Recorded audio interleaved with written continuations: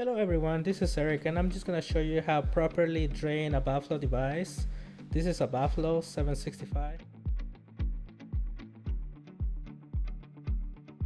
If you don't see any emergency shutoff valve at the bottom, then you have to walk out to the water meter and find that shutoff valve.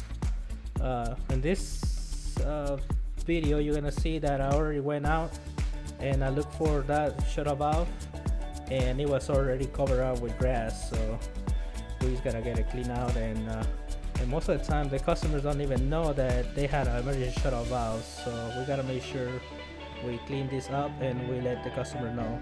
So we shut them off, we cover up back, and we go back to the backflow so we can show you the next step.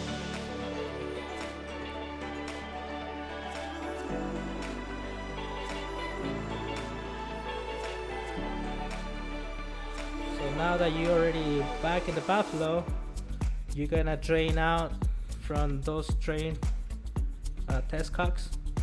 You're gonna open with a flat, and you're gonna do the same thing on the other one. All of the pressure was released, so we have to wait until all of the water gets drained out.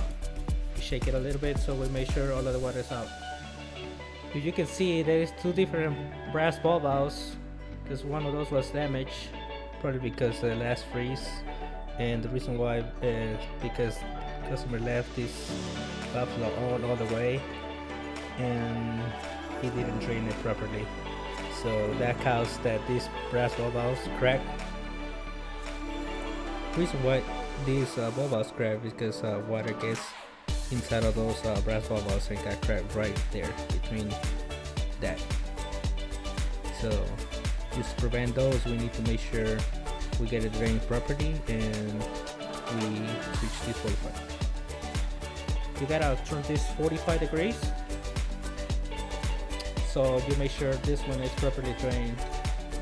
And now, because you have the shutoff valve off, you won't have any water coming through those ports.